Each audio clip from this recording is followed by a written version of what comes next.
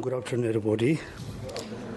And sometimes the throne wheel of Dharma is not easy. I try, but not easy. Okay, so before we start the new lesson, so I will shortly make a revision about the Lamrim practice. Or as most of you know,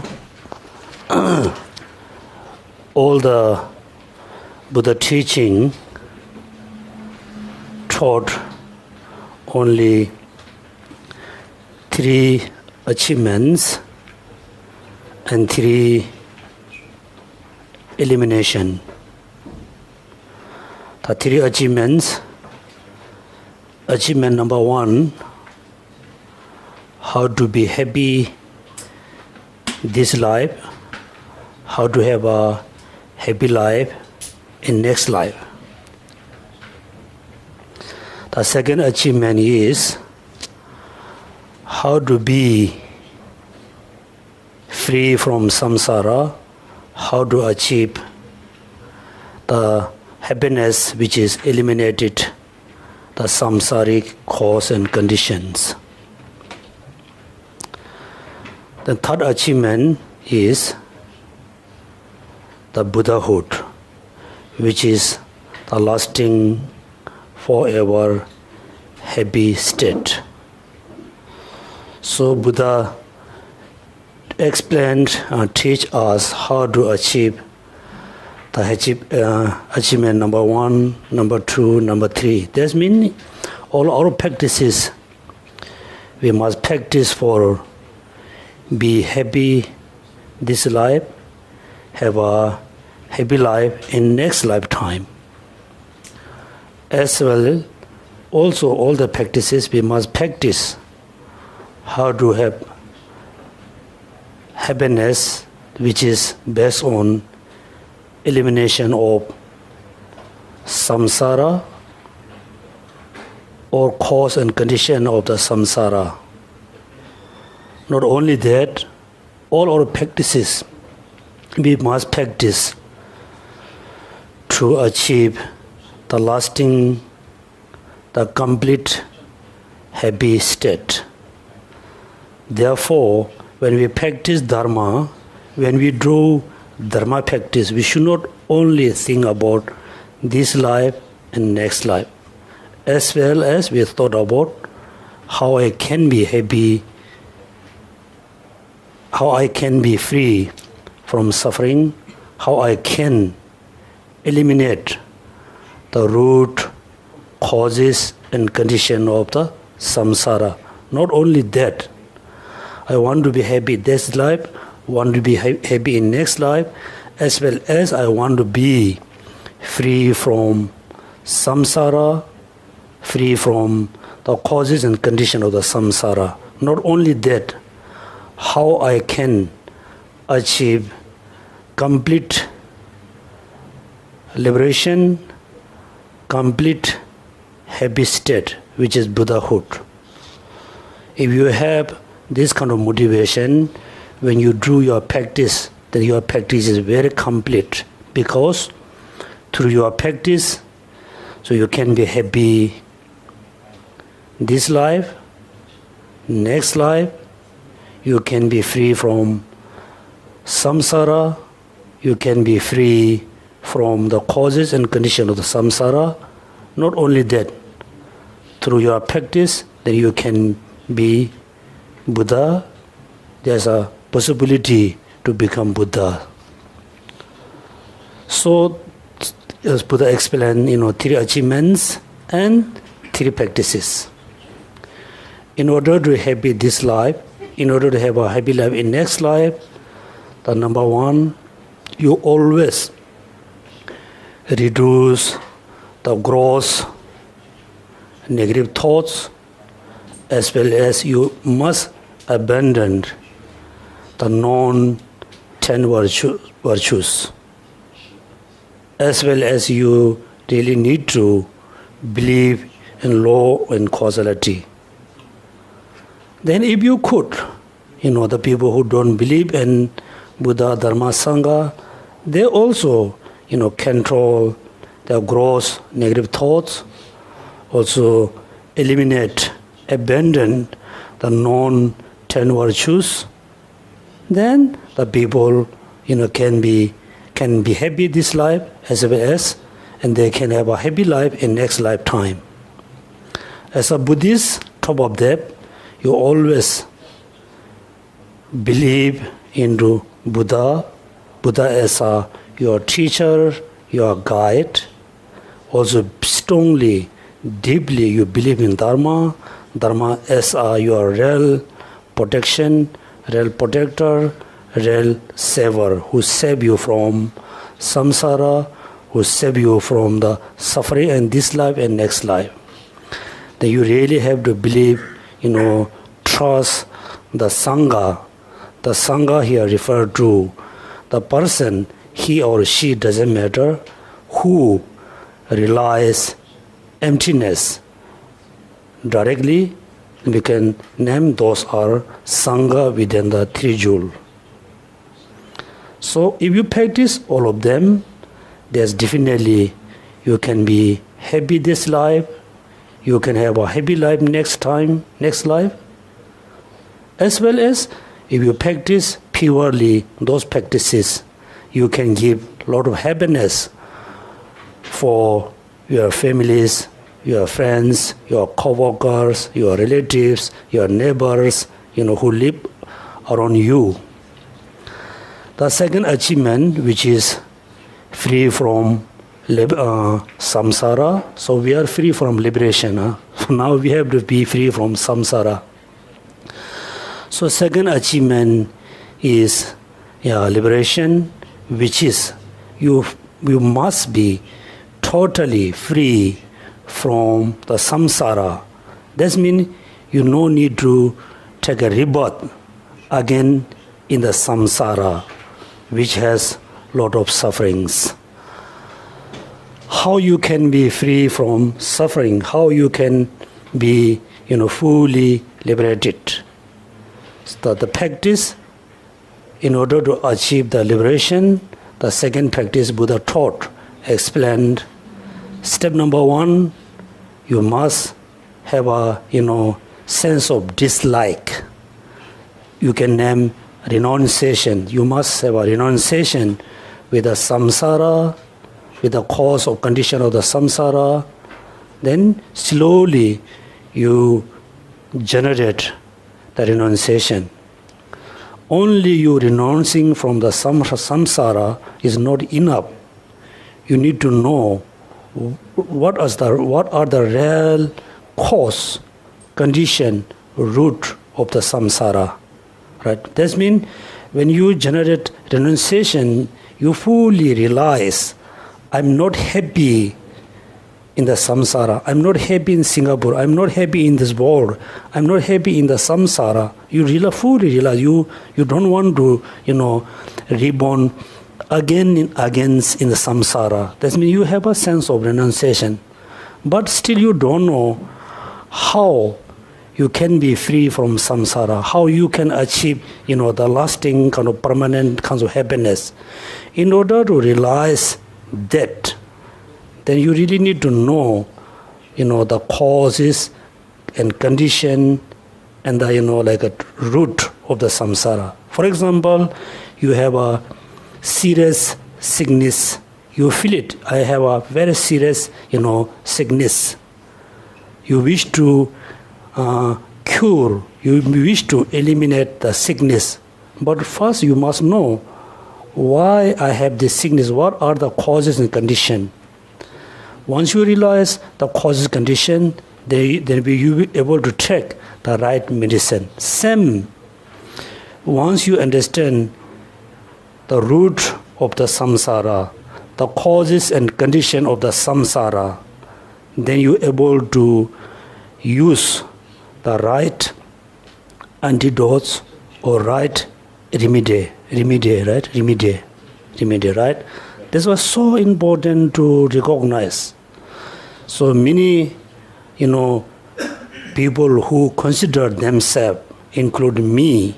I am Buddhist, but we always failed to recognize, realize the root of the sufferings, the root of the samsara, the root of the unhappiness. So we must realize the root, the main root is ignorance.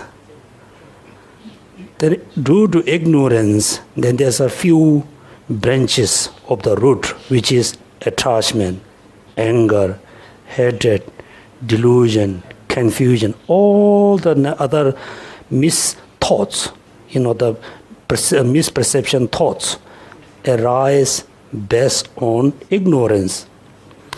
Due to all the misperception thoughts, negative thoughts, then we always engage with the non-virtuous action. Therefore, we always have the bad tendency of negative karma. Therefore, the second achievement, which is liberation, you must be liberated from samsara. In order to free from samsara, you must be free from the root of the samsara, which is ignorance, attachment, desire, anger, so and so. Therefore, the second, like a type of teaching Buddha taught us how to cut the root of the samsara, how to cut all the branches of the ignorance, how to stop engaging in the non-virtuous action. If you realize all of them, then you must use the right antidotes or right methods to eliminate the root, reduce the actions. Then slowly, you will be free from samsara. You will be free from the causes and condition of the samsara. This is, second types of practice, second types of achievement.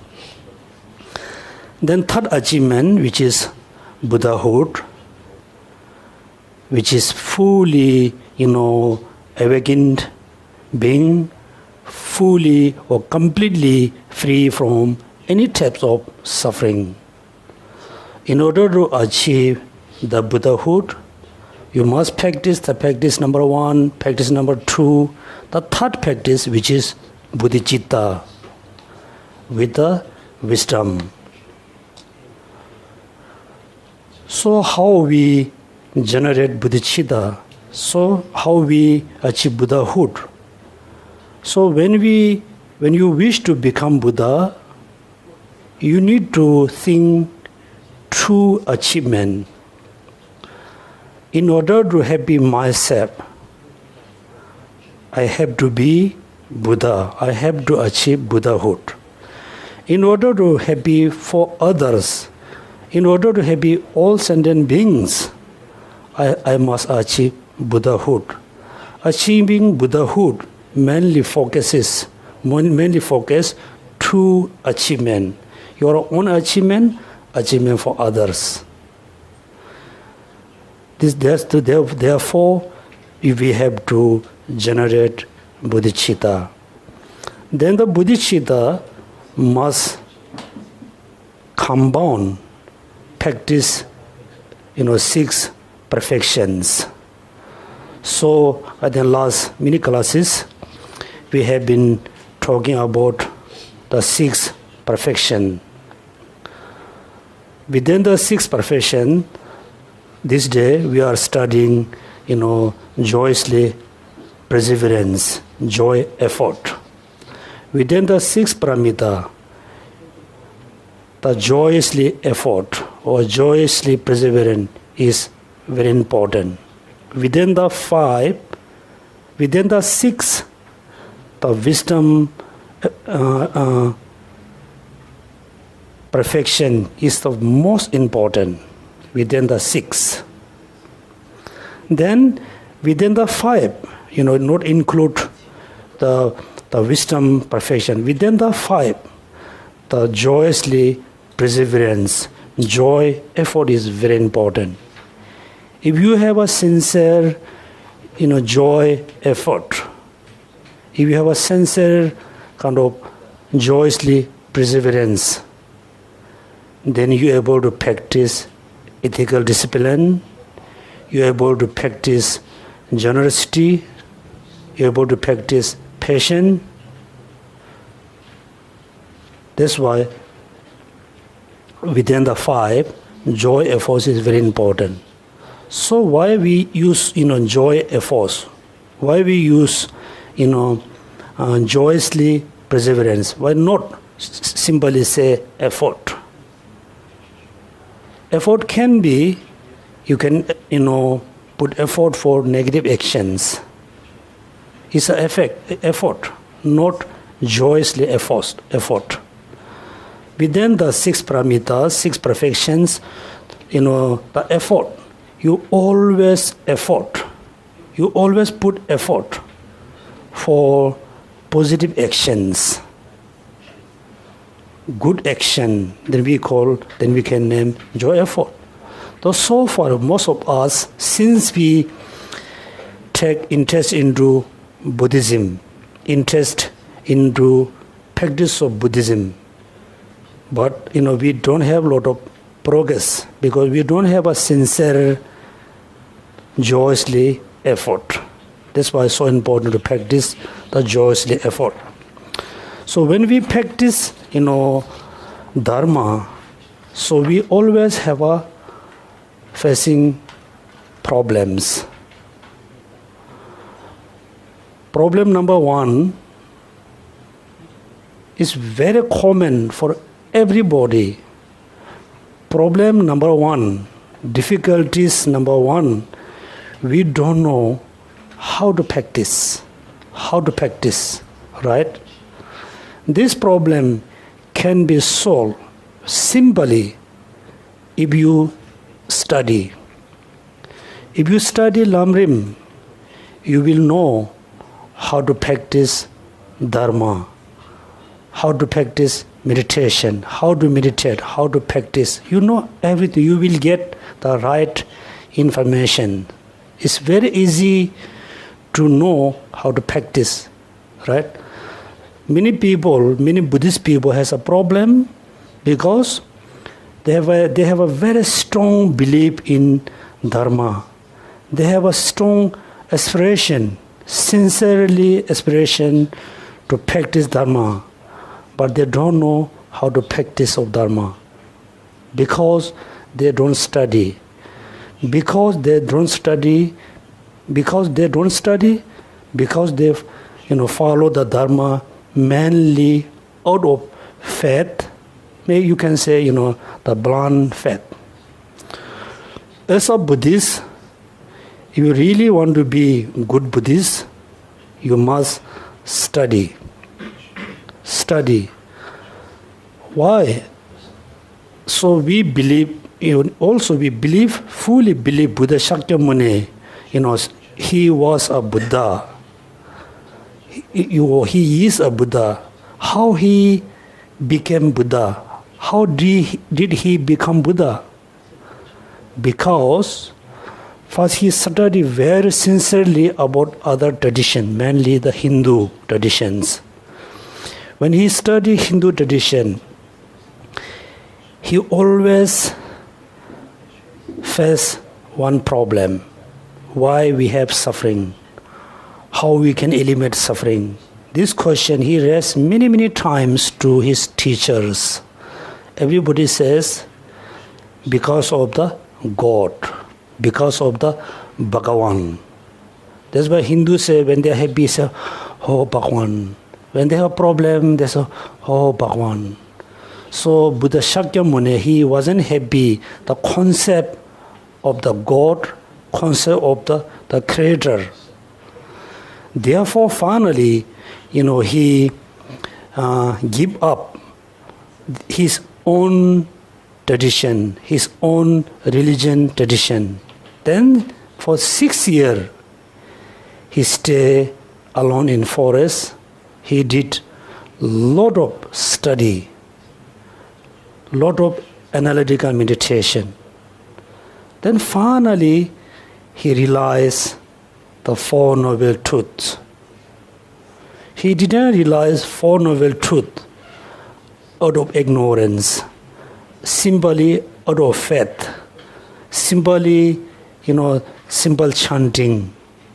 He realized the truth of suffering.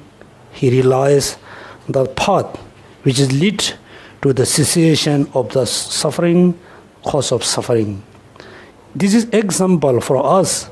We must study. When you study, you're going to understand how to practice. So the problem number one, which is we don't know, as a Buddhist, we don't know how to practice. This can be solved simply when you study Lamrim. Even though you know how to practice bodhicitta, how to practice emptiness, how to practice meditation, but we don't know, we're not able to practice. We're not able to practice. If you only know how to practice, if you know how to practice bodhicitta, renunciation, if you have a perfect knowledge about Buddhism, if you have a perfect knowledge about Buddha Dharma, it doesn't mean you are a perfect Buddhist. It doesn't mean you are perfect Buddhist. You have all the knowledge, but still you cannot be perfect Buddhist because you're not able to apply all the practices. The problem number two, because we are not able to practice, even though you know how to practice, but not able to practice because we don't have the joyously effort, or we don't have the joyously perseverance. Therefore, in order to have the perfect joyously effort, so we need to know the four powers. Four powers, right? Four powers. That means just assume, everybody know how to practice. Everybody has the perfect knowledge about practices. But we don't have the four powers. Do you remember what are the four powers? Four powers.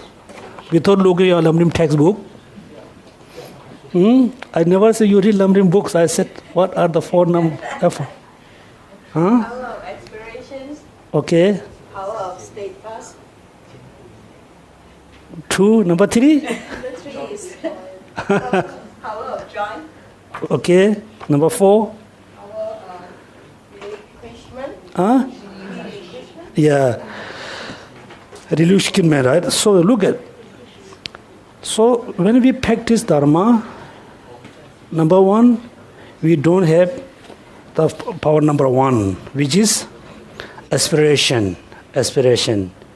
Right? Aspiration. Aspiration means you don't have a very strong kind of, wishing or aspire to practice Dharma. Why not? Why not? For example, you realize you have a sickness, very serious sickness. But you don't realize how serious it is, how the sickness is serious. If you really know the sickness is very serious, if I don't take medicine for this sickness, I will die within few days, right? Few days. If you notice, if you don't practice Dharma, then I will be suffered forever. I cannot be free from suffering. In order to know that you must have a strong, faith or strong belief in the positive action always produce positive result. The negative actions always produce negative actions. All the positive thoughts produce positive actions on a positive result. Negative thoughts always produce negative action and negative consequence. If you fully know, then you have a strong aspiration to practice Dharma. Aspiration is so important. Number two, steadfastness. That's mean, look, we everybody have a kind of aspiration. We have an aspiration to practice Dharma. We have an aspiration to eliminate negative actions. We have aspiration, but we don't have the stability, right? Stability of the practice of Dharma. When we try, at the beginning, for example, in the morning, you thought, oh, I must study Lamrim, right? Just based on study, you thought I should study Lamrim. You open textbook. After 1 minute, you feel thirsty, right? Oh, just get a juice and coffee. Then you come back. You drink coffee. You read few lines. You remember, I need to text message to someone. Again, then come back, right? Then, I feel sleepy. Right? Sleepy. Oh, no. Then you maybe drink another cup of coffee. Then you feel fresh. You study a little bit. Then finally you feel tired. Right? That's why we don't have the steadfastness. We don't have the strong commitment to practice. That's why you must. That's why how you should have steadfastness kind of power. That's why Buddha said, put effort or put not effort. First you should think I able to practice or not. You really think I should able to practice or not. Once you know I should able to practice, then you start to practice. That's why everybody, number one, you need a strong aspiration about your study, about your not only study, about your practice. Second, you really need a stable mind. For example, why are you studying Lamrim? You feel thirsty. You should think it's okay. I can bear the thirsty. When you feel sleepy, you should think I don't have to take sleep. So look at. So this morning I'm making calculation for one day for myself. So we say 24 hours, right? Within the 24 hours, how many hours we sleep? Somebody says 7 hours, 8 hours. How many hours we sleep? Let's say, most of you, how many hours you sleep? You? Most 7 8 hours, right? Let's say 8 hours. Out of 24 hours, we sleep 8 hours. How many hours left? 16. So within the 16, how many hours it takes to have a breakfast, lunch, dinner, go to the food court on the queue? How many hours? Minimum one day, breakfast, lunch, dinner, cooking, cleaning, or go to food court, almost finish 2-3 hours? 4 hours. That means 12 hours finish. Now left 12 hours. Within the 12 hours, then you have to work for your company. You have to do something, your daily activity. How many hours? Minimum 6-7 hours, right? Then how many hours left? 12 plus 7? 5. Within the 5 hours, now you have 5 hours for study, right? Actually 5 hours. Because you sleep, you finish your breakfast, dinner, lunch, you work for your company, let's say 5 hours. Then 5 hours? Many hours. Huh? I study. I work for company many hours. Yeah, within one day. Then, actually, we never serious about study, practice not more than 1 hour. Not more than 1 hour. That means 1 month, 30 hours. 1 year, how many? 30 into 12?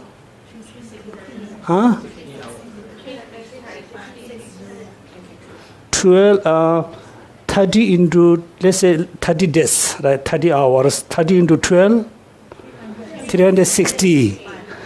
So actually, we spend 360 hours per year, right? Study, practice, learning about Dharma. Then let's say 1 hour you study Lamrim. Within 1 hour, you're not really focused about study. You focus very short moment, right? I said you're thirsty, right? That's why if you really think very precisely, then you feel it. If I'm serious about study, I can be, good kind of study in Dharma. If I'm serious about practice of Dharma, I can be a serious practitioner, right? That's why you should not think I cannot study, I don't understand, I cannot practice. You should think I never put enough effort. I never spend enough time to study, to practice. Okay, so that means since today, everybody is very serious about study, practice for Dharma for just one hour. Can you do 1 hour practice? Serious one, huh? Not just, not like a scan, right? Not scan, like then finish. Serious, line by line, and think, you read one, paragraph. You read very precisely, reflect, and do meditation. Move next paragraph. Read, reflect, meditate. You could move one, step by step. That's why we really need, power number 2, which is power of steadfastness. That means you need very stable mind for your practice. Then power number 3, power of joy, is very important. Even though you have a very strong aspiration, you have a very stable mind to practice study, but you don't have a sense of joy, right? You don't have sense of joy. Why not? For example, you are enjoying reading Lamrim, right? You are enjoying, you are very happy. You are reading Lamrim with a sense of joy, sense of practice Lamrim, sense of joy, very happy. Then your friend texts you, hey, let's go for coffee, right? Then you thought, drinking coffee more enjoy than reading Lamrim. You just close and you go, right? You don't have a serious sense of joyness. If you have very sincere kind of sense of joyness for study and practice, somebody texts you, hey, let's go for coffee, let's go for a walk. You say, no. I'm enjoying with the Lamrim. I'm enjoying with my practice. I don't need to go for walking, right? That's why we need a very sincere, power of joy. You can have the sense of, the power of joy when you see, the result, when you see the consequence of practice of Lamrim study. Then number 4, power of, what does mean? Not too exhausted, not too relaxed. Relinquish mean eliminate, right? Eliminate or stop, right? Stop. Is it the meaning? Relinquish mean let go, right? Yeah, relinquish means let go. Means, if you, for example, you are study, you're doing meditation, so you cannot do meditation. You feel so thirsty, you feel so hungry, you feel tired. Then, just take a rest. Take a rest. Don't put too much, force. That's why you have to practice that at the beginning. At the beginning, when you study Lamrim or any kind of Dharma, you put effort, take a rest. While you're resting, also you must remember your practices. Then again, you start to study. Also same thing, when you practice Dharma, let's say you are practicing renunciation. At the beginning, you are okay. Within 5 minutes, you feel tired. Then, you should not do meditation about renunciation. Take a rest, you drink tea, coffee, whatever. At the same time, you must remember the renunciation. Not totally, forget. Remember what to do in the between the meditation season, right? Session. what to do in the between meditation session. You are doing meditation of compassion. Now you are taking rest. While you resting, still you must remember, the consequence of compassion. And also at the same time you read, books about compassion, right? That means while you are resting, you should not forget your practice. That means so we studied this one. Next, do you remember what are the three obstacles of joy effort? Three obstacles, right?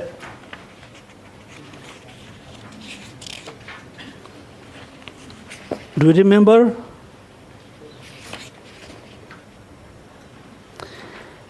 Elimination of unfavorable condition. Then accumulation of favorable condition. Then they mention three obstacles.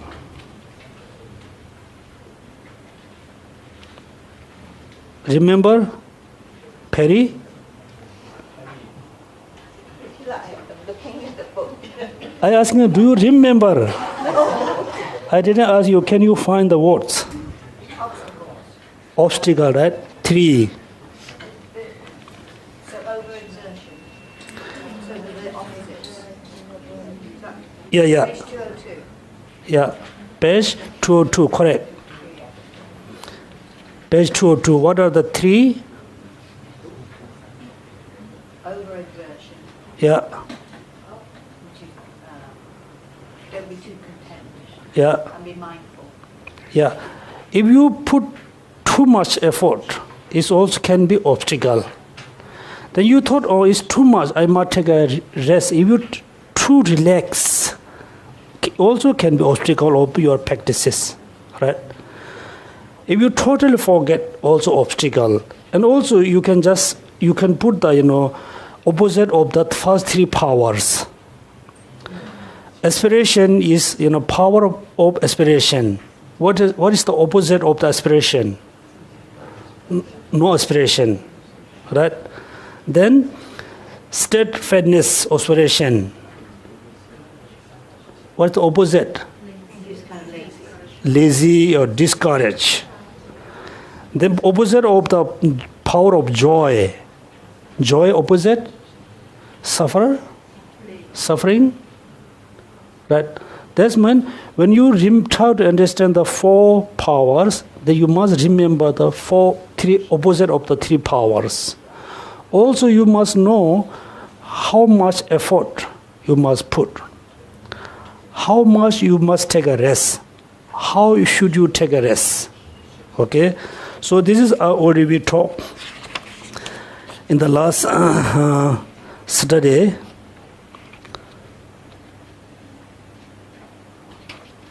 So this is kind of a revision of the Lamrim, which is we already explained. Now we study a little bit the fourth power.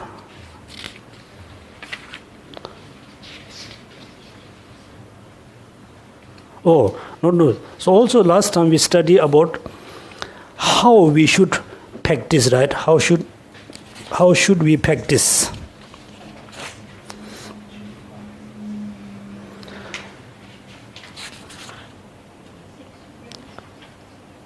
After you have thus identification the three conditions unfavorable to joy's perseverance, you attend to their remedies. You generate three powers, right? Page number 202. When we studied this time, this page, then it asks a question, right? How to practice and how you are to act when you joyously perseverance at the eliminating what is to be eliminated, right? So that means, let's say, now you are putting joy effort to eliminate anger, because you are not happy with the anger. You need to eliminate the anger. The anger is your enemy, for example. So you need to eliminate the anger. How? You need to meditate on compassion. Compassion. Right? Compassion. There, I hope remember, when you meditate on compassion, make sure you are meditating compassion on the person which is you are don't like. Right? If I am angry with Mr. A, I must generate compassion, love towards whom? Mr. A, not Mr. B. Right? That's why, second Dalai Lama said, the bad spirit exists in the west direction. The bad spirit, ghost, let's say ghost. The ghost is in the west. You are throwing the torma in the east. Right? So in Tibetan, we throw torma, make a particular things and do mantra chanting. That we need to throw the torma on the spirit. The spirit is in the west. I'm throwing the torma in the east. Do you think is right? No. That's why you must generate compassion to the person who you don't like. That means you fully visualize the person. Even though the person not around you, you must have an image of the person in your mind, and you generate compassion, love toward the person. That means you fully focus to the person. Right? The person is the object of meditation of compassion. Right? Compassion is mind. All mind has an object. The form is the object of eyes consciousness. The sound is object of the air consciousness. The sound, air cannot see. Air can hear. Hear what? Sound, voice. Same time, attachment is a mind. What is the object of attachment? The beautiness, the beautiful, the beauty, the beauty object. The beauty thing is the object of attachment. What is the object of anger? Ugliness. Let's say ugliness. When you get angry towards person, you can see the person is very ugly. When you are angry with the food, you can see the food is ugly, no good. Then, what is the object of compassion? Object of compassion. Sentient beings. Any kind of sentient beings are sentient beings. So Buddha is not sentient being. Buddha, Shakyamuni, Manjushri, Amida Buddha, they are being. Being, but not sentient beings. So compassion always focus on sentient beings. Okay? That means when you meditate on compassion, when you meditate on compassion in order to reduce anger toward the person, that means you fully meditate on compassion. How? You visualize the person, right? Then you meditate on compassion. For example, you really want to eat, like a laksa. You really want to eat laksa. This laksa is object of desire. Right? You have strong desire to eat laksa. Laksa is become object of desire. Then, that moment, you fully focus to the laksa. Right? Then your mind is never split from the object. So when you meditate on something, you fully focus. Then do you remember the analogy, right? Analogy. Do you remember the analogy? Analogy, right? Analogy. Do you remember the analogy? Remember how you can meditate on? Like a cow eat the grass. Like a cow eat the grass. Grass? Yeah. No. Like the deer eat the grass. Listen, In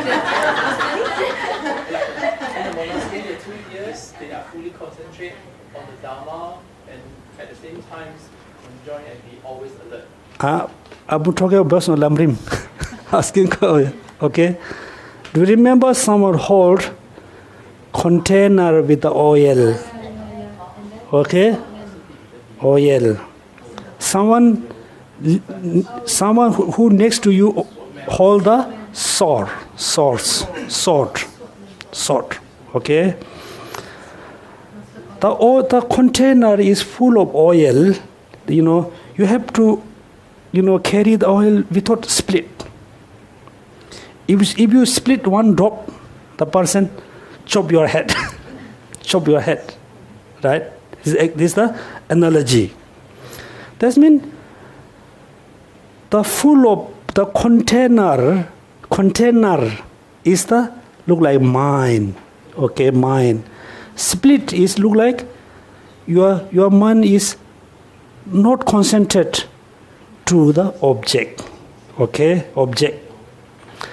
The person who hold the sword, his look like the destruction in other negative thoughts. When you split the oil and the person just chop your head, cut your part of the body. That means you are fully concentrated on compassion.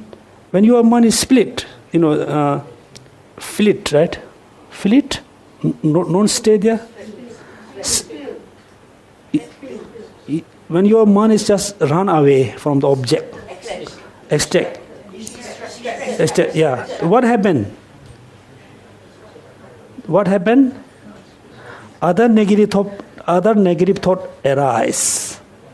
It chop up your parts of body. Mean at the same time when the negative thought arise, you accumulate negative karma.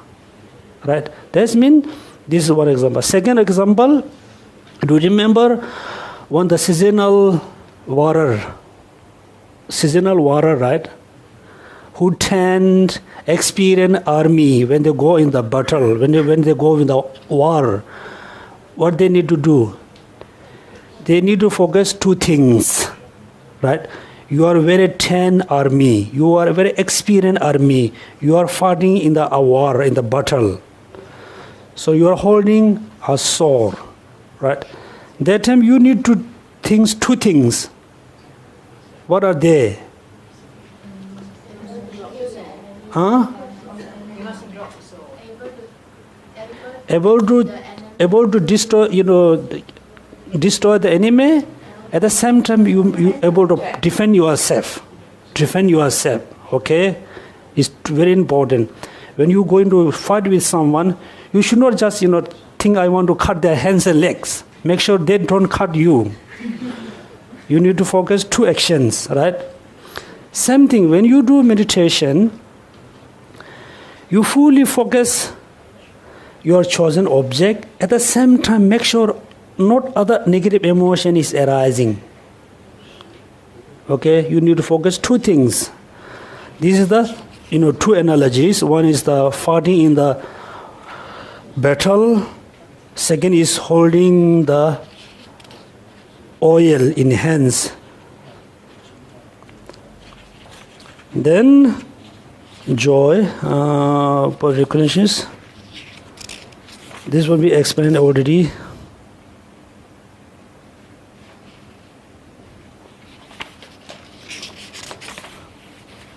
Okay, now we study a little bit the fourth power.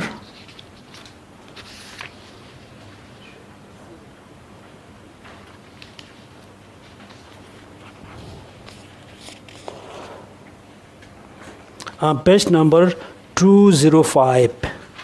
205. So a summary, right? In summary, the next one, how to use joyous perseverance to make the mind and body serviceable. The summary here is mainly talking about the power and practice of joy efforts. In summary, you must study and discern well with Bodhisattva training requires you to adopt and to cast aside. then joyously perseverance, continuously being mindfulness in all your conduct of what you have understood about what you adopt and what to cast aside. Right? That means, so we have been studying Lamrim for many days, many months, right? Then is here mainly saying whatever you study, we study about what? We study only two things, right? Whatever we study for two things. One, which must we adopt. Second, which must we aside. What we must practice, what we must eliminate. We practice only for two reasons, right? Two reasons. Then look at sometime another problem we have. Actually, we study Lamrim for many months, many days. But when we practice something else, right?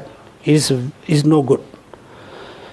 You must practice which is you learn. You must practice which is you learn. If you don't practice which you learn, then there's no point to learn, right? That's why, for example, let's say the Vesak day, on the full moon day, everybody wished to practice. Then thought, oh, I must recite Heart Sutara, or I must recite, this book. You never think at the, Vesak day, I must practice Lamrim. How? From beginning, how to rely on the teacher, guru, all the practices. You never think, I must practice Lamrim, right? You think, oh, I should go to temple, get a light, burn incense, read Sutara. You never think, I must practice Lamrim. You never think, I must practice emptiness, great compassion, right? That's why whatever you learn, you must practice. Otherwise, there's no point to practice, to study. The next one, how to use joyous perseverance to make mind and body serviceable. This is, I think, a bit difficult. When we practice, sometimes our mind is not, follow after us, right? You wish to practice, but the mind is not ready to practice. We say, I want to practice compassion. The mind says, no, I need to think about anger, right? That's why our mind is not serviceable, because our mind is not trained how to practice. This is, I think, quite easy. For example, when you fully see the consequence of anger, then your mind is okay to practice compassion. But second problem, our body is not serviceable. How your mind can be serviceable when you practice Dharma? How? Just without you looking at him, you just think about how. How? Right? So mind, if you train your mind, slowly you can change. You can change. Before you don't have an aspiration, due to your study, you can have a quite good aspiration to practice Dharma. And you can have a quite good focus. But body is not easy, because when you practice Dharma, you feel so tired. Suddenly, you feel, pain and a headache and stomach, and you feel pain many parts of body. How we can, do the body serviceable? That's why Buddha said, do you remember when we study about I think, they explain the indication of negative karma. Indication of negative karma. Sometimes you wish to practice dharma, you cannot, right? Due to certain negative karma. That's why this body, actually we don't realize. Every moment, we are experiencing. Every moment we are experiencing the positive karma or negative karma's result. Every moment. For example, morning you are very happy. You are experiencing the result of positive karma. After 1 hour, you are not happy. Also, you are experiencing the positive karma's result. Every moment is, we are experiencing the negative karmas and positive karma result. Our body also, in every moment, the body is very much depend on the positive and negative karma. So when you practice dharma, you feel so tired, you feel so sleepy, you feel so hungry and thirsty.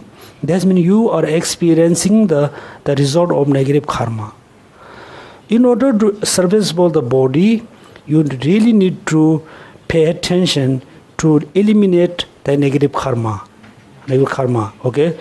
Lamrim explained in a little bit different ways. Here, look at how to use joyous perseverance. That's when the joyous perseverance is look like the methods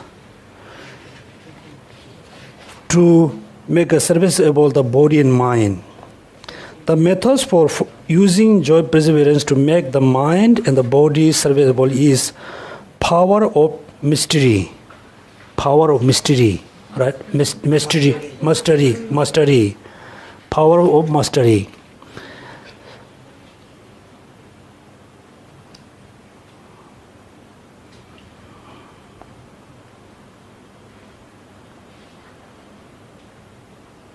Yeah, power of mastery.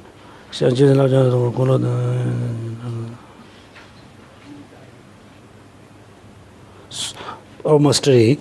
Then next sentence. Shanti Deva set forth in the chapter on consciousness the necessity of learning the Bodhisattva training. Extremely grave consequence. If you do not train in this one, you have the pledge to do so, right?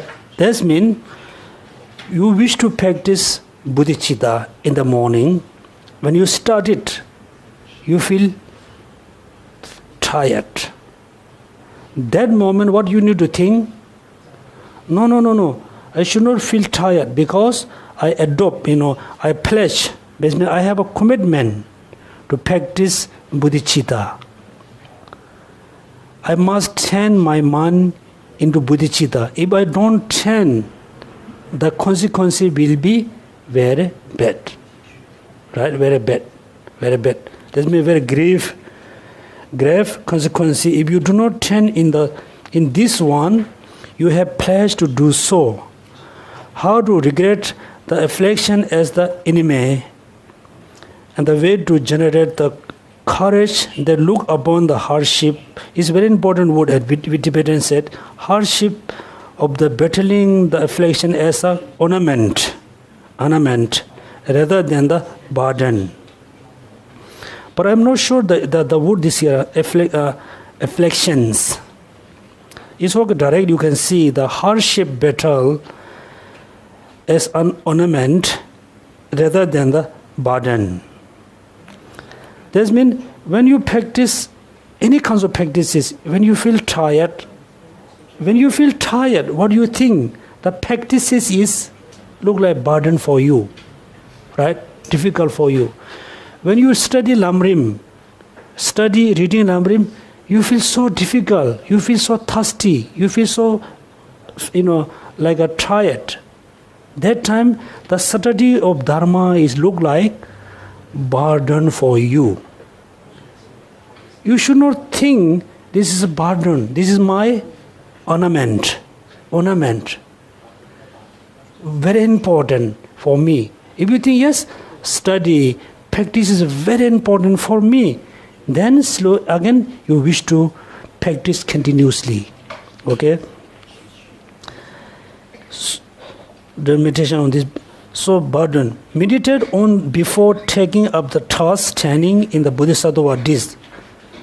The stop all the habitation that prevent your form using for body and mind of the virtuous activity. Rest gladly to the text engaging.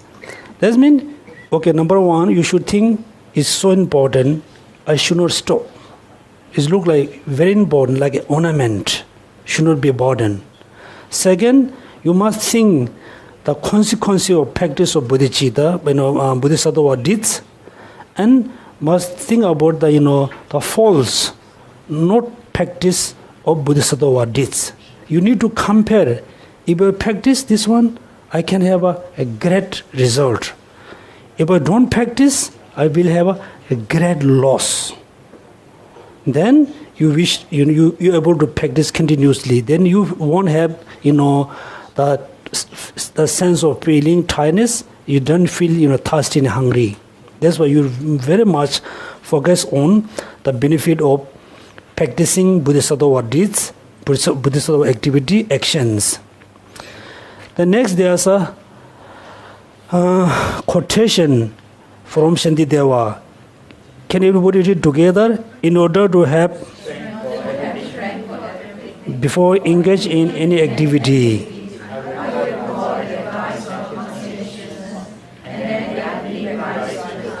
That's right.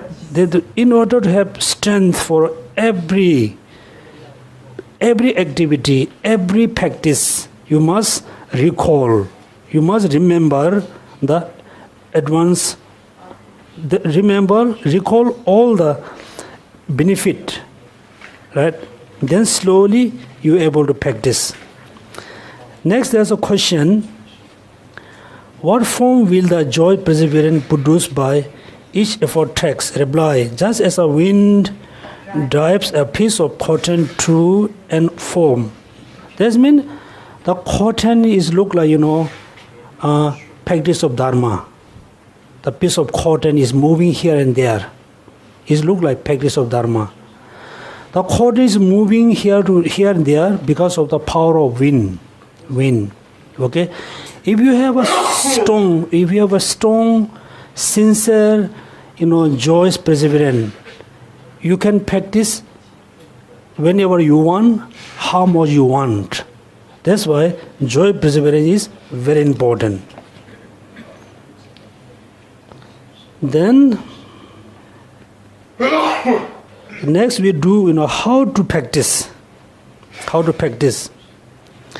You must practice any kinds of joy perseverance in association with the 6 supremacies and the all 6 perfection. We already explained 6 supremacies, 6 perfections.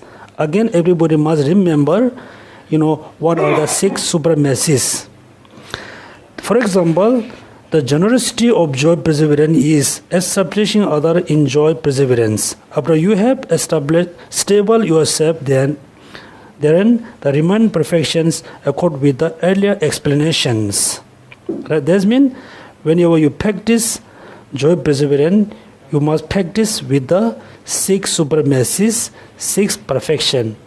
Any practices you practice, you must practice with the 6 supremacies.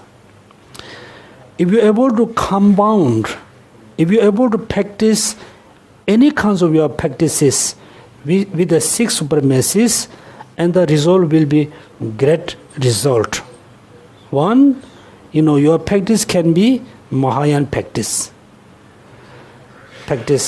Second, your practices, the result, the action can be merit, not just simply positive actions. So again, as a homework, you must remember the 6 supremacies.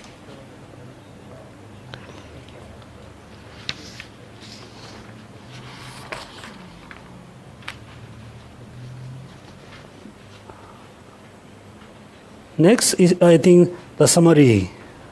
The recollection and cultivation of the spirit of enlightenment, the basis of bodhicitta deeds, inspire you to attain in order to set all living beings in joy perseverance. Now it's talking about summary of the joy perseverance. Right?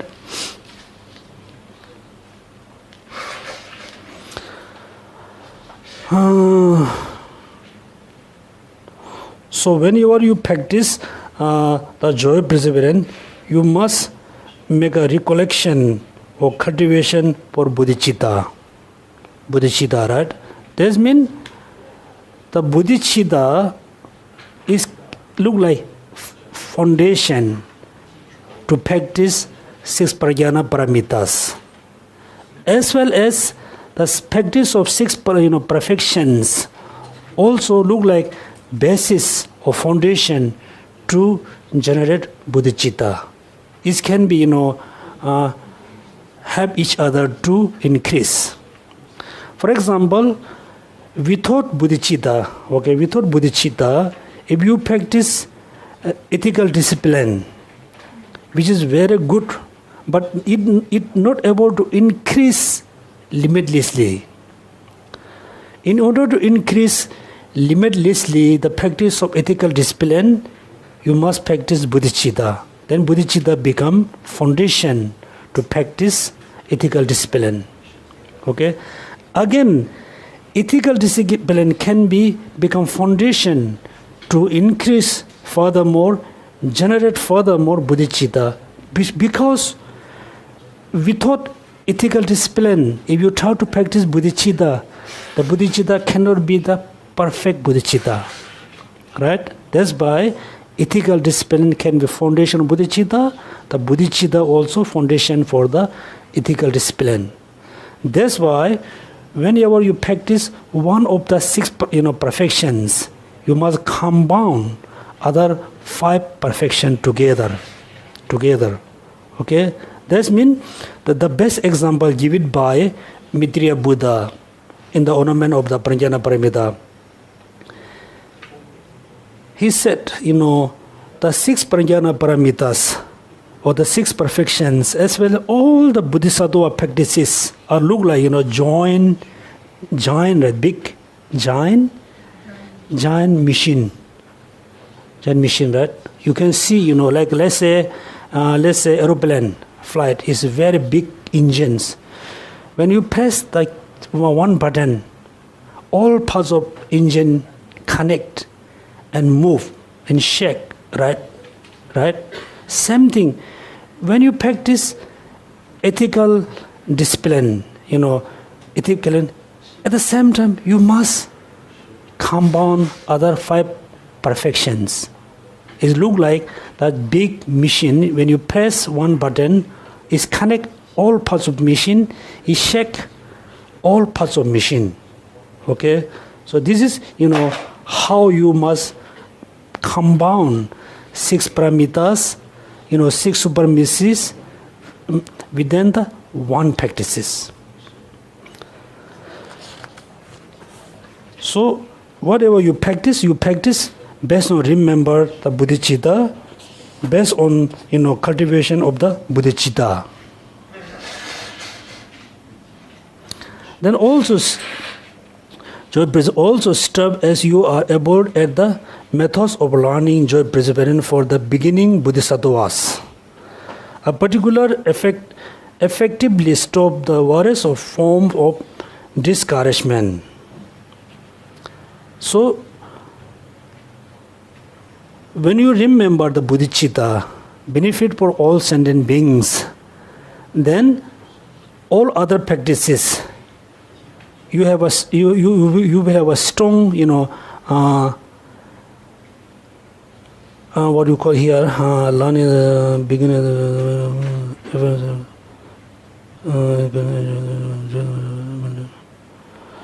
you will have a very strong sense of strength as you are able at the methods of learning joy perseverance for the beginning bodhisattvas, particularly effectively stop the various form of discouragement, thus being uniquely subject to elimination of the joy's perseverance, mentally put on the amours of the joy perseverance, that is the enthusiastic about the following the goal of the enlightenment. So it's mainly explain whenever you practice Bodhisattva are this, you must remember bodhicitta. You remember in order to increase the bodhicitta. When you practice for increasing bodhicitta, is eliminate all the kind of obstacle of joy perseverance. Now we will start the new kind of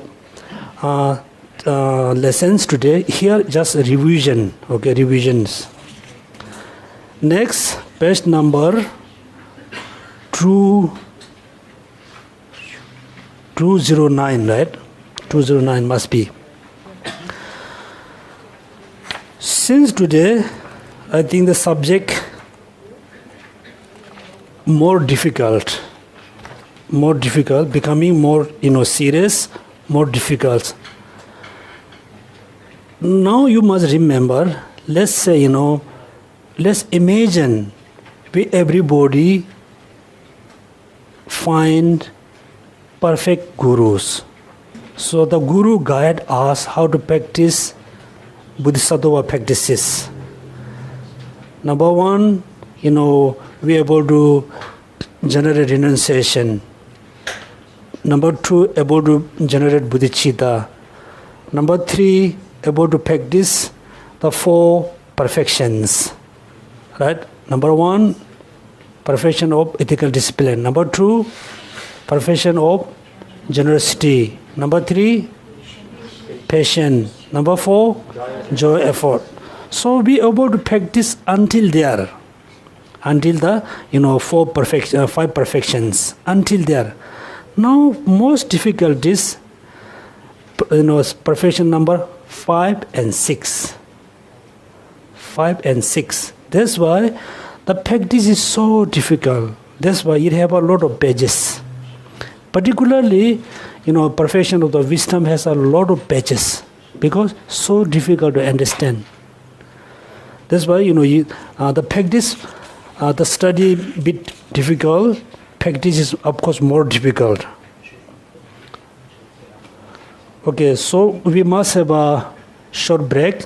Then we will start the new lessons, which is perfection of meditative civilization and wisdom. Then here mainly we explained the wisdom. Okay, have a short break. So we have a tea and coffee. Okay, so it's new lessons. The perfection of meditative civilization and wisdom. Now, within the 6 perfections, these 2 are very important. Meditative concentration and wisdom. So within these 2, so Lama Tsongkhapa explained more in detail about the wisdom. So here you must remember the analogy of wheel of Dharma, right? Wheel of Dharma. So in Buddhist culture, the wheel is very important, symbolic. The wheel. That's why when you go any Tibetan monasteries and nunneries or temple, you always can see the wheel of Dharma in the center, 2 deers side by side. When you look at the wheel, it has 3 parts. Center of the wheel, spokes, and the ring. The wheel of Dharma is symbolic of 3 mind turning. The center is turning of Shila, like ethical discipline. In the center, ethical discipline. Be ethical is very important. Then next to the center point, usually you can see many spokes, 8 spokes, 10,000 million of spokes. Mainly in Buddhist culture, there are 8 spokes in the wheel. The 8 spokes also symbolic of 8 unfold Arya path. Then next to the 8 spoke, you can see the ring. The ring is symbolic of practice of meditative civilization. 8 spokes are symbolic of practice of wisdom. That's why all Buddha teaching include into 3 teaching. Teaching about ethical discipline, teaching about wisdom, teaching about mindfulness. That's why, all the Buddha teaching include into 3 Pitaka, right? 3 Pitaka. What are they? Vinaya Pitaka, Abhidharma Pitaka, Sutra Pitaka. Okay? The 3 Pitaka name based on the content, the subject content, subject matter. The Vinaya explained, introduced how to be ethical. Then Abhidharma explained the wisdom, mainly emptiness. Then Sutra Pitaka explained the mindfulness, all the practices. So therefore, the true practice, the wisdom and mindfulness practice are so important. So we go very slowly with we explained, we study for a while, that also we must do meditation together. So before we start meditation, first we look at what meditative civilization is.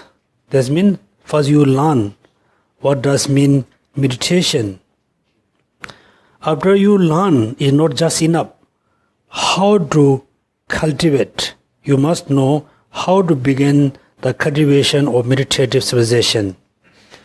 Then number 3, division. Number 4, how to practice. Number 5, summary. Right?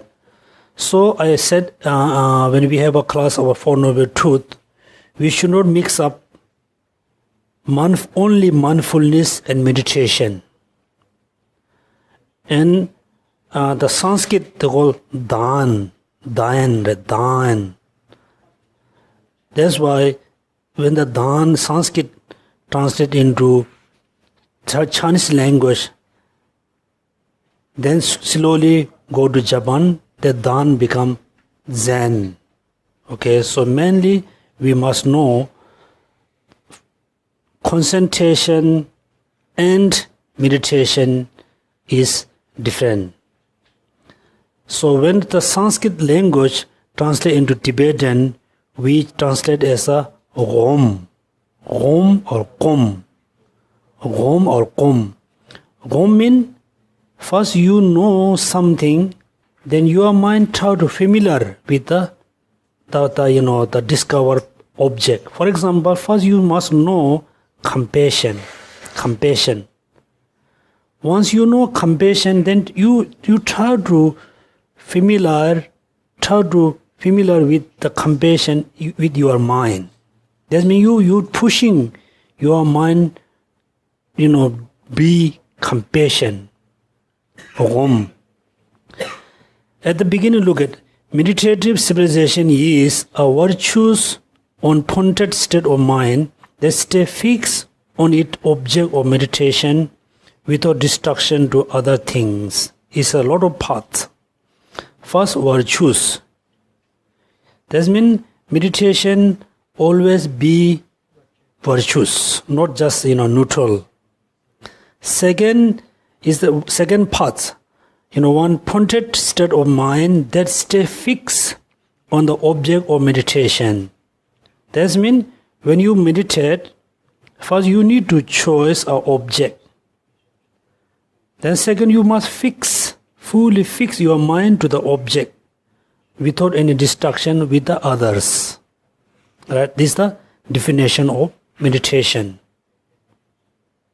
Meditation. That means if you fully focus on, like a flower, yes, we can say it. You are doing concentration. You are doing mindfulness. But you are fully mindful towards the flower, but you are not doing meditation because it is not virtuous. Okay, not virtuous. Even though second it is virtuous, make sure that meditation is going to be antidotes or remedy of one of the negative thoughts. Right? That means when you are taking medicine, make sure the medicine is going to be, antidotes of the one of the sickness. If the medicine is not going to be antidotes of one of the sickness, then there's no point to take the medicine, to try to buy the medicine. That means whenever you do meditation, make sure number one is virtuous. Number two, make sure it has become antidotes of one of the negative thoughts. If you have these two things, then you have two benefits. One, you are accumulating positive karma because the nature of meditation is virtuous. Second benefit, you can reduce one of the negative thoughts. If you just be, virtuous, it doesn't mean you reduce one of the negative thoughts. That means whenever you do meditation, you must focus two things. One, try to be virtuous. Number two, make sure it's become antidotes of one of the negative thoughts. Right?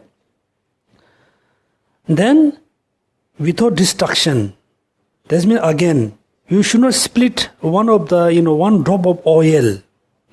If you drop the oil, the source person chop off your hands and legs without distraction. Another important here, as I think most of you know, how you can, make a make a differences between virtues and non-virtues. How? Based on action? Or based on look like good? Based on look like bad? No. Virtues, not virtues, mainly, number one, motivation. Motivation is very important. Even though the actions look, negative, if the motivation is good, the action is positive. But the action is looks so nice, so beautiful, so good. The motivation wasn't good, then the action be negative actions. So meditation always be virtuous, be antidotes of one of the negative thoughts, and no distraction, without distraction to other things. Then here somebody has, I think many people will have a confusion. How? We talk about true meditation, right? We will move next one. It is the one pointed state of mind stabilized on the virtues and either mundanes and supramundanes, or Bodhisattva who have fast study and reflect on the Bodhisattva's scriptural collection, whether it is oriented towards meditative sincerity, towards insight, or towards both. Okay, another important, when you do meditation, the real meditation, not just mindfulness, the meditation can be true. Can be true, one of the two, which is mundanes and superabundance. Maintenance and superabundance. The differences between two of them, maintenance means through your meditation, you can achieve only the maintenance happiness. Cannot be achieved beyond the maintenance, beyond the samsaric happiness. For example, according to the Hindu tradition, you should not think, Hindu and Buddhist as meditation is the same. With the name is same, the way of doing meditation is very similar. According to Hindu tradition, when they do meditation, for example, I have a very strong attachment towards food. Okay, as a Tibetan, I really like momo. Do you know momo? The steam, very popular. Very yummy. I have very strong attachment to the momo. I'll always keep thinking momo. Then I must reduce the attachment. How? If somebody say momo no good, I'm not ready to listen. It's very good. And how? I say, and how? then how? Then I need to visualize. I need to imagine. Okay, there's a better momo. Much better, much tasty momo in the heavenly realms. Then somebody says, no, Tibetan momo is not that good. There's a better momo in the heaven, in the high realms, the heavenly beings. Really? Yeah. How it look like? It tastes very nice, very good, very tasty. Once you eat the momo, you have 1 million years you can live. That I must eat the heavenly momo, right? Then my mind slowly change, right? Then I have a less attachment to eat the Tibetan momo, more attachment to eat the heavenly momo. Then slowly the attachment towards the Tibetan momo going to reduce. Same thing, we are desire realms, right? We have a desire towards of, like form, sound, smell, name and form. If you compare this human body to the heavenly being body, which is better? The heavenly being, maybe worse, we don't know. We haven't seen. Let's say, imagine, wow, their body is so clean, so pure. Look at the human body, very ugly, smelly. Then reduce that desire attachment. Due to this practice, finally I can fully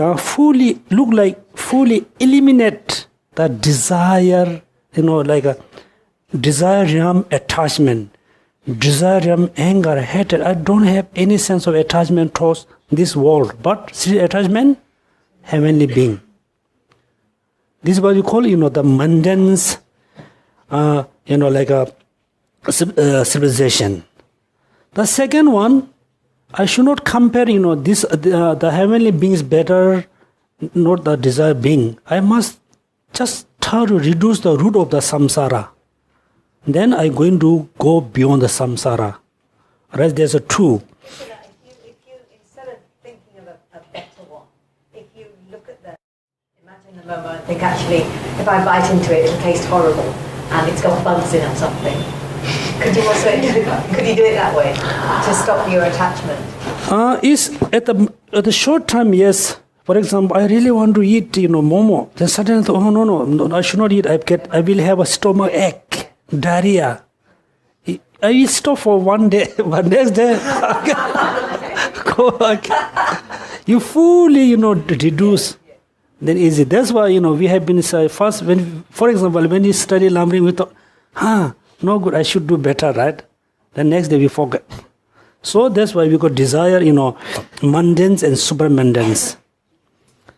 That's why, according to the Hindu practice, some of you maybe knew, how many realms we believe? Desire, form, formless. Within the form realm, how many? 4. Formless has a 4. The last one, nothingness. Right? nothingness state. So this compare, these two desire to form to formless. Within the formless, they compare within the formless. Finally, they can go all the way to the top of the samsaric meditation. Top of the samsaric meditation. That's why, so Buddha Shakyamuni, he followed all the instruction. He did lot of meditation. He reached all the way top of the highest level of the mundane's meditative civilization. Top of. Then he cannot go furthermore. That's why, he really tried to understand the root of samsara, try to cut the root of samsara. Finally, he able to go beyond the samsara. So this is the difference between Buddhist and non-Buddhist. Okay, this look at this. Power the conjunct with them. That means you only can do meditation of karma binding. Only special insight can be both. Right? Then here Lama Tsongkhapa said,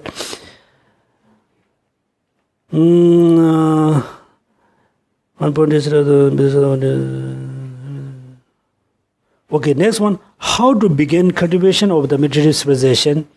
Think over the benefit of cultivating meditative civilization and the faults of the non-cultivating it. I will explain this in the meditative serenity sections. Right? Then he will very detailed explain about the first section. Then he just start next one. The division. Right? Division.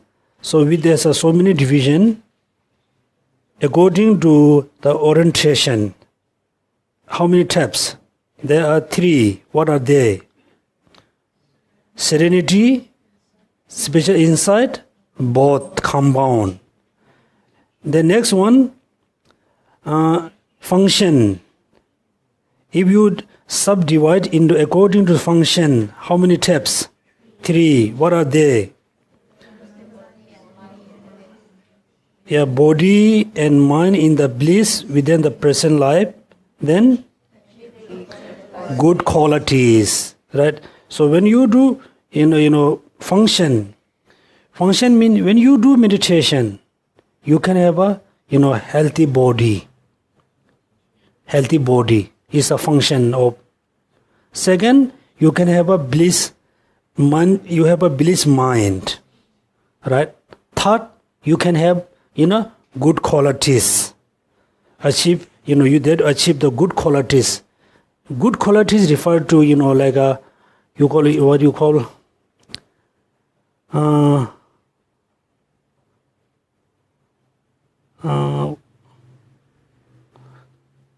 there's a English words, so somebody can read other person name, mind. What do you call clairvoyance? Clairvoyance. Also, can remember your previous life, or you're going to see your next life. How you can see your previous life through your meditation? I think everybody going to remember when you are 4 years old, 3 years old. Right?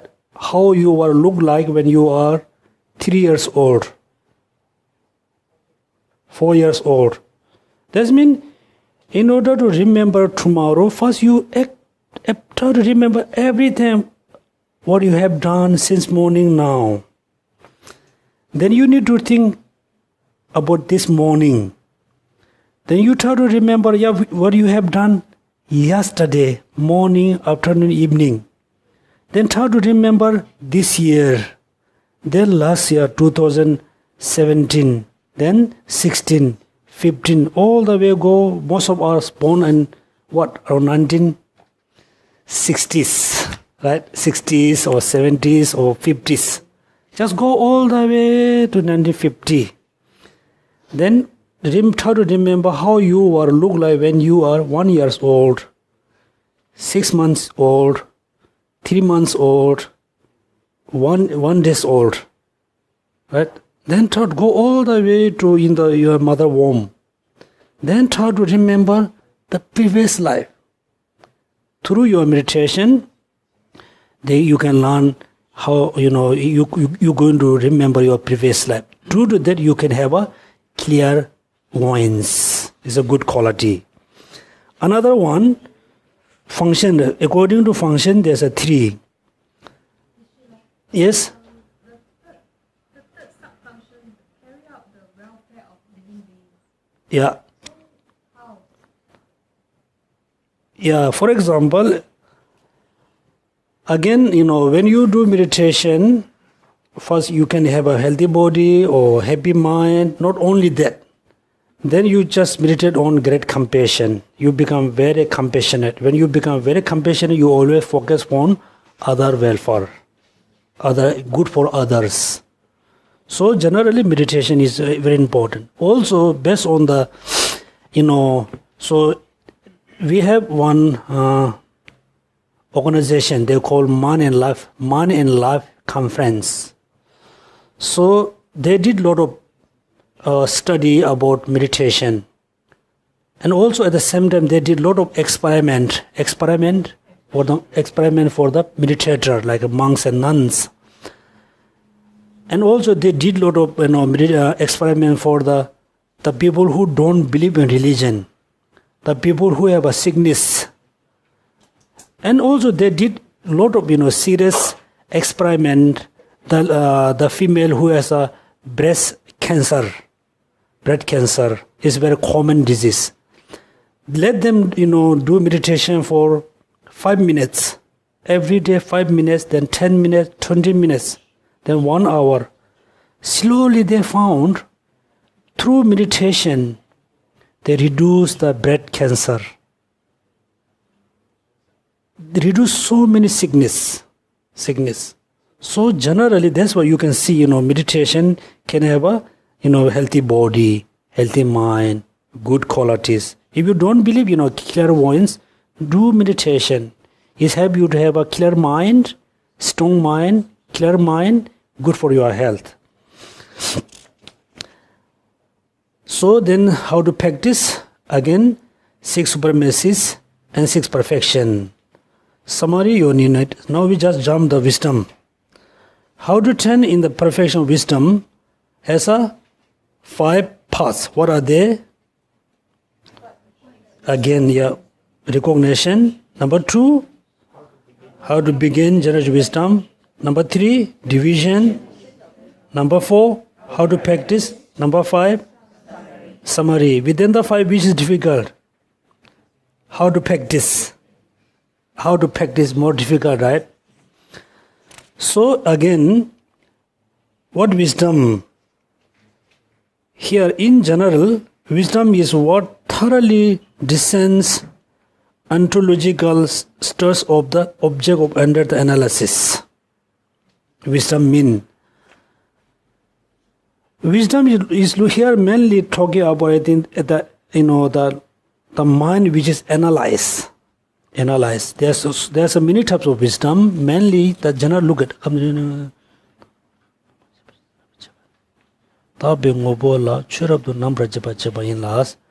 This means, let's say, somebody said you believe in Buddha, you believe in karma. Somebody just simply believe, there's a Buddha, there's a karma. Simply believe. They believe without wisdom. Simply believe, simply follow without wisdom. The second, there's another person, he said, where's the Buddha? I cannot see, Aruna. Where's the Buddha? Then the person did lot of analysis, do lot of study. Through study, through analytical analyze, finally the person able to recognize, able to believe in Buddha. The belief, the person which he believe in Buddha is belief based on the wisdom. The wisdom means through analyze. Through analyze, finally the person able to found something. This was called wisdom. Then there are some many types, so you must remember the 5 topics of the knowledge, not that important. Next, how to begin the generation of wisdom. As a homework, make sure it's a homework. It's a lot of pages. How many? How many pages? Huh? Really? Only explanation about benefit. How many pages? 1, 2, 3, 4, 5. Until division, 5 pages. If you read page by page, sentence by sentence, then you really feel, I must need wisdom. How to begin the generation of wisdom? The way to begin the generation of wisdom is to contemplate the benefit of generating wisdom and the faults of the not generating it. Since I explained the benefit and faults of the having or lacking the wisdom of reality, selflessness in the insert of sections, right? That means there's a many level of wisdom. Generally, if you have a good understanding, then you can say you have a good wisdom. Second, not just having good understanding, you have a good understanding of reality, the truth. Is second level. Within the truth, there's a gross and subtle. That's selflessness, emptiness. The selflessness, the concept of selflessness is much grosser than the concept of emptiness. The subtlest, difficulties one, emptiness. The second bit easy one, selflessness. The most easy one, good understanding, wisdom. Okay, that's why let's look. Lama Tsongkhapa said here, I will discuss the remaining types of the wisdom a little. Right? That means he want to explain mainly. When he explained mainly the wisdom chapter.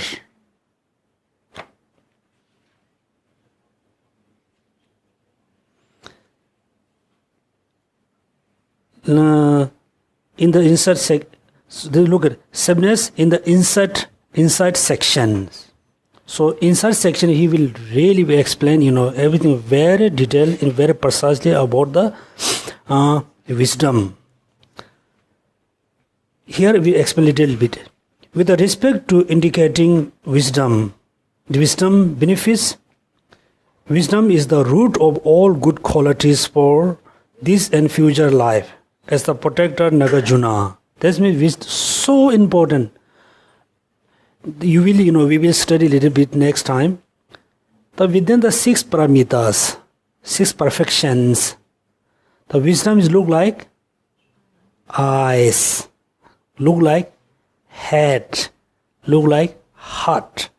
You don't have a heart. All, like a organ become useless. If you don't have eyes, even though you can see, you can hear, you can taste, but you don't have, the right way to recognize. So wisdom you look like eyes, look like head. Nagarjuna, wisdom is the root of all good qualities. Since and not yet since, to achieve both of these and embrace the wisdom. Right? Wisdom is the root of all good qualities. Since and not yet since, to achieve both of these, embrace the wisdom. What does it mean?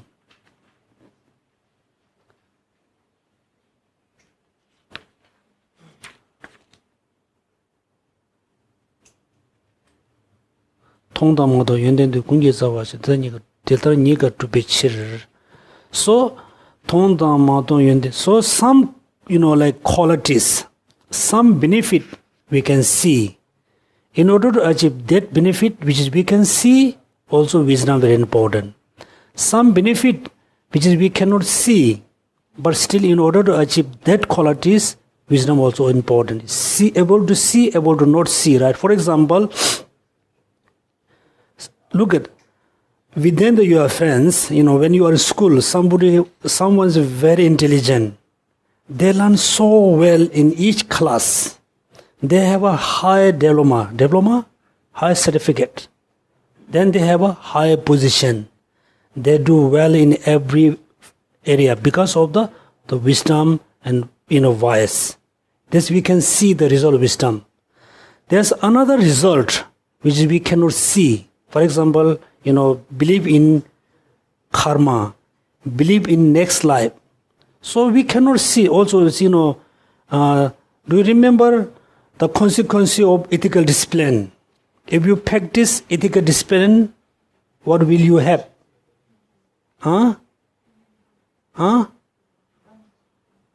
Born in human, right? Born in human. The consequence of generosity, born in wealthy family with a wealth, and consequence of patience, practice of patience. What? Even though you are born in human, you are born in you born with a wealthy family. If you are ugly, no good, right? That means the patience, consequence of patience is born in the, attractive and nice people. So we believe, right? How how we can see, you generate, you give 1 cent to beggar, the consequence will be you're going to go born in the wealthy family. How we can see? We cannot see, right? This kind of result can be result of wisdom. Actually, related to the consequence, according to Buddhist, philosophy, all phenomena, doesn't matter, permanent, impermanent, big, small, there's so many types of phenomena, but include into 3 types. Visible object, which we can see, we can understand, no need to use any logics, right? We call visible object, which is you can realize through your 5 faculties. No need to use logic, no need to use no argument. What is this? Marker pen. No argument, no need to use reason logic. Second, we call, hidden phenomena. It doesn't mean somebody hide under the clothes behind somewhere. Hidden phenomena means like a subtle impermanence, emptiness, selflessness, next life, consequence of positive karmas, consequence of negative karmas. Those are what we call hidden phenomena. It doesn't mean hid by someone, because we don't understand based on our 5 faculties, 5 senses. We don't understand. In order to know what we need to use, we need to use logic, reasoning, study. That's what we call the hidden phenomena. Then there's another level of phenomena we call very hidden phenomena. That means the first phenomena we can discover, we can understand through mainly our 5 senses. The second level we can understand, we can realize, we can discover based on logics and reasoning. The third, how we can realize, how we can understand. How? How we can touch him? Sonam, how we can touch him? So he says something, then we follow what he says, and then analyze, and then practice, and see it for ourselves. Is it true or not? No. You cannot analyze. It's beyond the logics. Just like, I have to trust my mother that when I was born.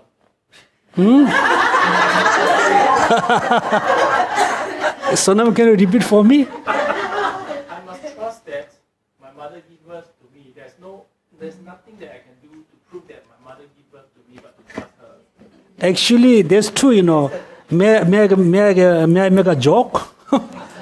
Everybody know we were born mother.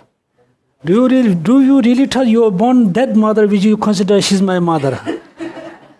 Huh? Can you trust? You really? DNA test.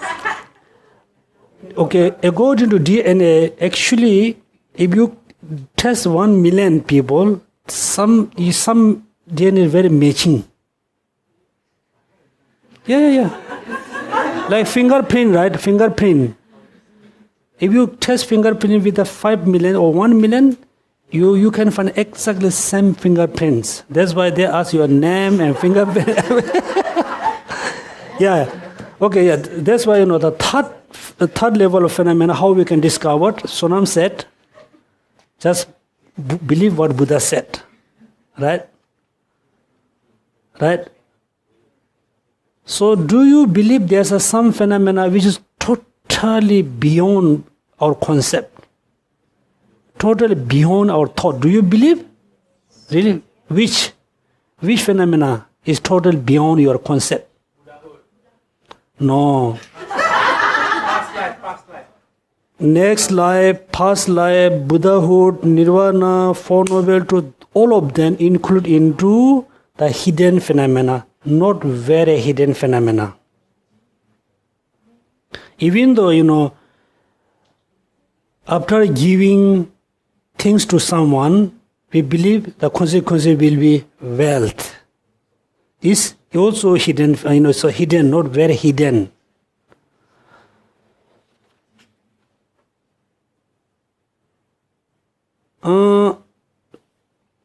Which is Sonam said, which is true, is, based on, if you believe in Buddha, then something Buddha said, but it's totally beyond our thoughts. But still we believe Buddha. Still we believe because Buddha said so. Why we need to trust? Why we trust Buddha? Are you really? Do you trust? Are you? Do you trust Buddha? Yeah, but he said you had to test everything. Yeah. He said don't just trust. Yeah. He said don't just trust, don't just believe, you have to test. Something you must test what Buddha said. It is truth or not. Something you have to test, but you cannot test everything, right? Somebody said, your mother said, I really love you. I really care you. Are you going to make a test? Right? How you really love me? How you really care me? No. There's a few, simple things said. Whatever Buddha said, something is totally beyond your concept, totally beyond your thought. Still you must trust him or her, because there's no reason he lie, no reason, making liar, no reason. Even though he lie to us, he cannot get any benefit from us. Mainly we lying because we can get some benefit, right? Here and there. Here and there. That's why I say he's very compassionate. He's not going to give you, he's not going to deceive you. Very compassionate. Second, there's no reason he, lies, because he cannot get any benefit through lying. That's why you must trust him. This is simple. But anyway, I'm mainly telling there's the 3 levels of phenomena. What are they? Visible, second, hidden, third is very hidden. The hidden, visible mean you can discover mainly based on your 5 senses. Second one, you must notice through logics and reasonings. The third one, you must believe based on Buddha word. Okay? That means, the consequences or result has many different levels. The wisdom, this related to seeing or not seeing, achieve both. The seeing phenomena or not seeing phenomena, you must achieve practice of wisdom. Next sentence. Can you read for me?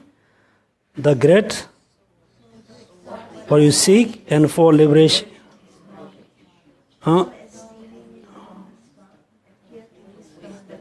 Mothers, right? Is talking about the benefit of the wisdom. Kunji zawani teltar nigidu sharaw yongzo zungwarja shodan dodang tarbayin juni chimbura dadatang bu kuba shara. That means the next one, the great source of what you seek which is for liberation, is the knowledge. Right? In order to achieve liberation, the wisdom is the great source. Without knowledge, without wisdom, you cannot achieve liberation. Chodon de data by Juni Chimbori, Datang Bukubi, Sharab Yumjan Zumarja. Look at this, adhere to the wisdom, the great mother. A great mother, right? Here, the mother of the Buddha, right? The second paragraph. I approached to the mother of the Buddhas and of the healers and Bodhisattvas. The mother of Buddha refers to the omniscient, which is really emptiness. Again, the wisdom look like mother. Because everybody born from mother. Without mother, we cannot be here. So without wisdom, you cannot achieve liberation. Without wisdom, you cannot achieve the thing which you cannot see. That means wisdom is so important. The next one, another quotation from the sutra. Can you read for me? When the other completed by...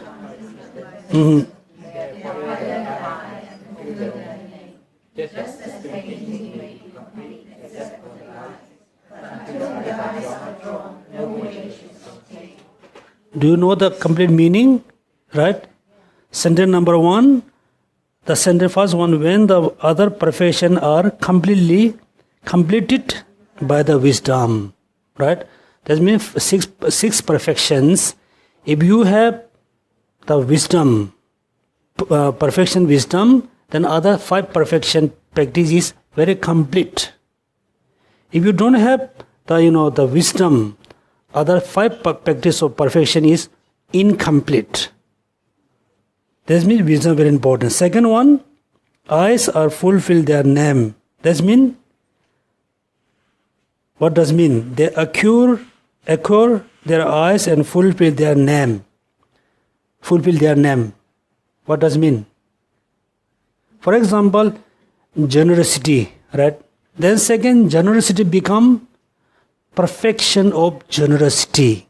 Ethical discipline, perfection of ethical discipline. If you have wisdom, if you are able to practice wisdom, then the generosity you can name perfection of generosity. Without wisdom, you cannot name the generosity as a perfection of generosity, right? When you have wisdom, you can name, perfection. Name. The next sentence, just as a painting may be complete except for the eyes, then until the eyes are done, no work is obtained. That means somebody, complete the painting, very beautiful painting without eyes. Right? The painting is so good. If there's no eyes, the painting is not complete. The eyes symbolic of the wisdom. Wisdom, okay? That's why when you look at face, we consider it is, I think, very important to explain a little bit. As a samsaric, as a desire being, normally we have a desire, then we have an attachment, right? Attachment. We have an anger. The anger is look like the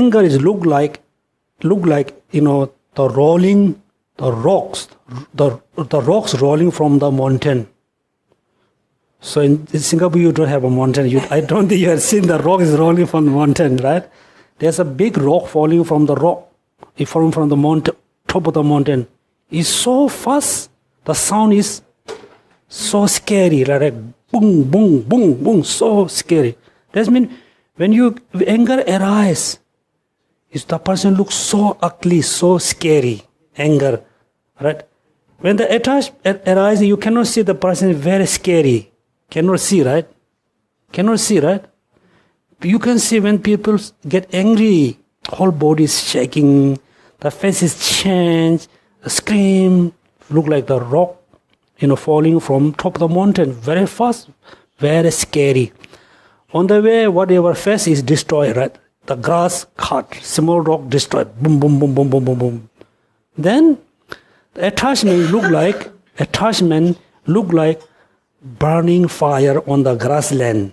Grazing land, right? Grassland, but burn fire on the grassland. Can you see when the fire catch up on the grassland? You cannot see so strong, but it's burned very slowly, right? Slow, look very smooth, but still, burn everything. Also, attachments look like pour oil on the paper. This pure paper, when you split oil on the paper, you cannot read anything, right? Also, you cannot use anymore. This fully oily is become the paper become useless. So that means so difficult to clean the oil from the paper.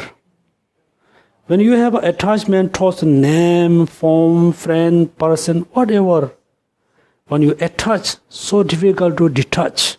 So difficult to detach.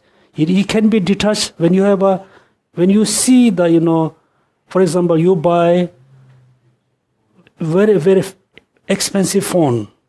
Somehow you got some problem.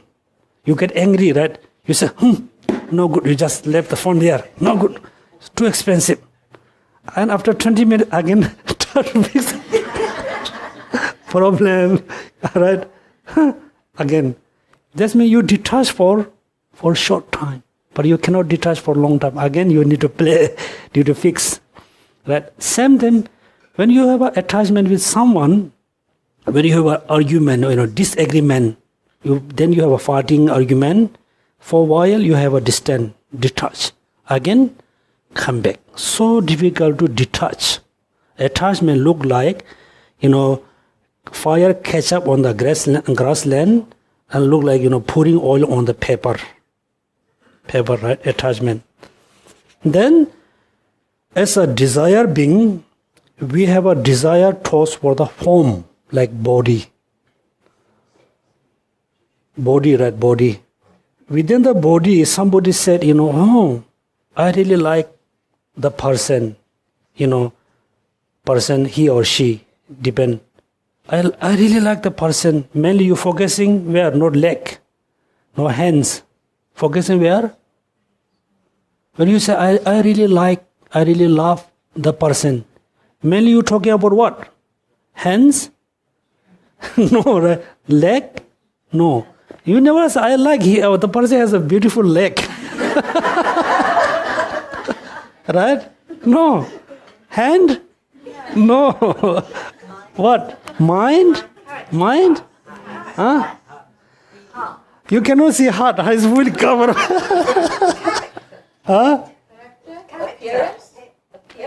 It depends on, somebody say, oh, I like the person, the person has a beautiful body. Yes, it's said. Somebody say, I like the person, oh, he has a good heart. Someday you can say, ugly person has better heart than the beautiful person. Right? You can somebody is very ugly, but they have a very good heart. Right? Mainly desire being, when we say, I really like the person, you're mainly talking about only one feet. On the face. Face, right? Face. Within the face, which is more important? Nose, eyes, hair, mouth. Eyes. Right? Everything changed by the eyes. For example, somebody look you, you really like the person, you say, you get angry. Angry, right? Even though the person don't like you, when the eyesight is look beautiful, you look at you very beautifully, you like it. Eyes. That's why this painting mentioned eyes. Okay, eyes. That's why painting complete when there's eyes. That means the person has a beautiful eyes, you can consider the person is very nice, very beautiful, right? Painting is complete. But until the eyes are drawn, no wage are obtained. What does mean? You cannot, no value, right? You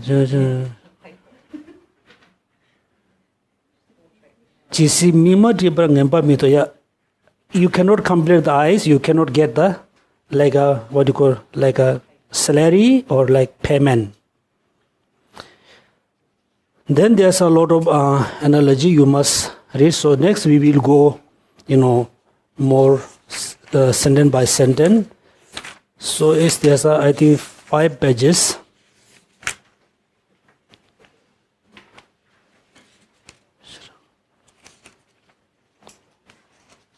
Okay, I think in English books. Benefit 1, 2, 3, 4. 5 page, only 5 pages. Please, everybody, go, read page by page, sentence by sentence.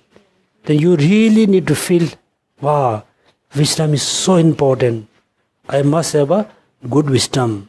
Please, everybody, read about the benefit of wisdom. Okay, wisdom. For example, when you read, page by page, if you really don't understand, you just keep a note. Then you can ask, ask to me. If I could, I will explain. So we stop here. So benefit of wisdom. And then next, the next class, we will spend maybe the first season, we spend benefit of wisdom. The second season, we will start I'm not going to spend time with the 4 ways of gathering disciple.